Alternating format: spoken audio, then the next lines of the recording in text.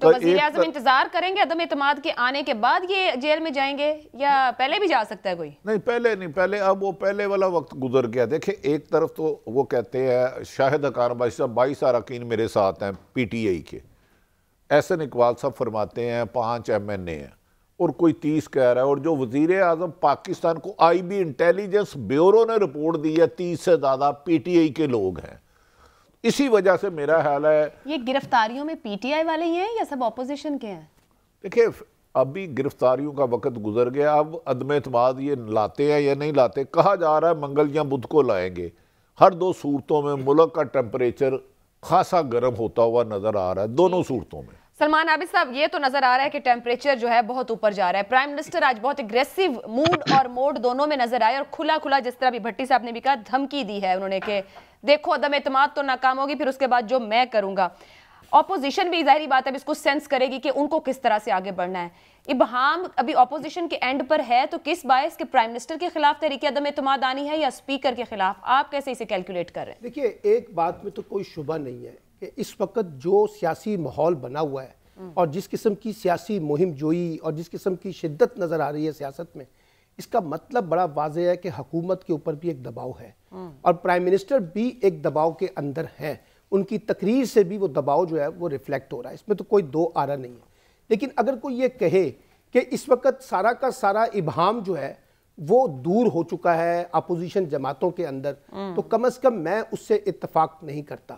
بعض لوگ کہتے ہیں کہ یہ خفیہ حکمت عملی کا حصہ ہے، لیکن خفیہ حکمت عملی میں بھی جس قسم کے بیانات مختلف لوگوں کی طرف سے آ رہے ہیں وہ ظاہر کرتا ہے کہ اس وقت جو 4 بڑے ہیں، زرداری صاحب، نواز شریف صاحب، فضل الرحمان صاحب یا شہباز شریف صاحب، ان کے درمیان کوئی بڑا اتفاق اس طرح سے نہیں ہو پا رہا. اور مریم تو اس پورے کھیل میں اپنے آپ کو ذرا سائیڈ لائن کر چکی ہیں، وہ نظر نہیں آ رہی اس طرح سے.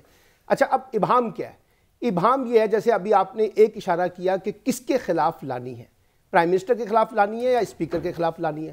دوسرا ابہام یہ ہے کہ کیا یہ تحریک عدم اعتماد کی کامیابی کی صورت میں ارلی الیکشن کی طرف جانا ہے یا یہ سسٹم جو ہے اپنی کنٹینیویشن جو ہے 2023 تک کرے گا اور 2023 کے انتخابات کی طرف جایا جائے گا.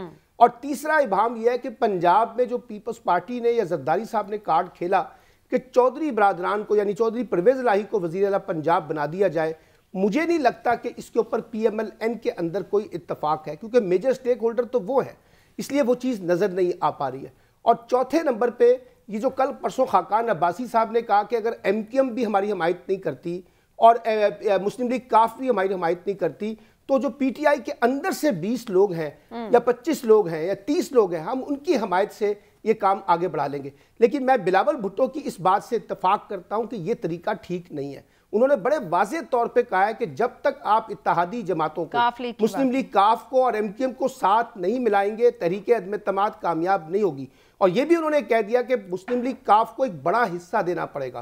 وہ بڑا حصہ جو ہے وہ وزارت اعلیٰ ہے. اور ادھر یہ دعویٰ کر رہے ہیں کہ 25 سے 30 ارکان ہمارے پاس ہیں، ادھر پرویز خٹک دعویٰ کر رہے ہیں کہ ہم نے بھی اپوزیشن جماعتوں کے اندر درار ڈال دی ہے، 10 سے 12 لوگ ہمارے ساتھ بھی ہیں.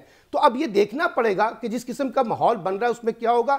البتہ میں بھٹی صاحب کی اس بات سے اتفاق کرتا ہوں کہ پرائم منسٹر نے جو لب و لہجہ میلسی کے اندر اختیار کیا ہے، میں سمجھتا ہوں کہ پرائم منسٹر کے منصب کے یہ خلاف ہے.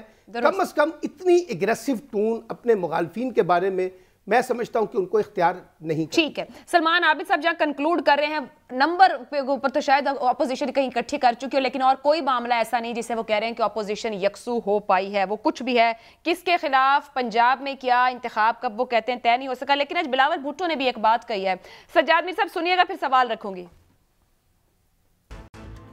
عدم اعتماد ایسا ٹول ہے جو حکومت کی پورا حکومت کو ہلا دیتا ہے. جہاں تک کامیابی کی بات ہے، بالکل یہ مشکل ٹاسک ہے، کوئی نہیں کہہ سکتا ہے کہ آسان ٹاسک ہے.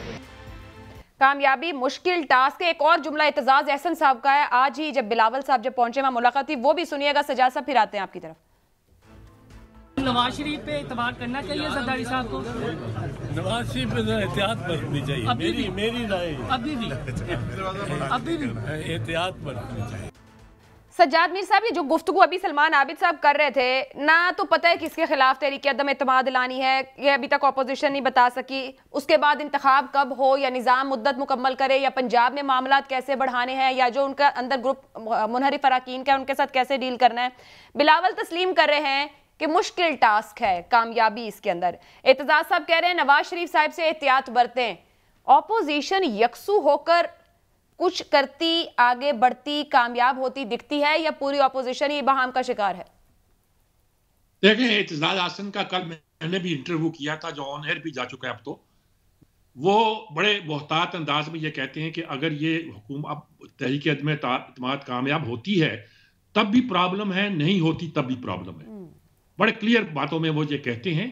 اس وقت صورتحال یہ ہے، نقشہ یہ جہاں سے آپ نے بات کا آغاز کیا کہ عمران جو زبان استعمال کر رہے ہیں، جس پر بھٹی صاحب نے بھی کمنٹ کیا، درست کمنٹ کیا، وہ سوچنے کی بات ہے۔ یہ دوسرا کمنٹ ہے ان کا۔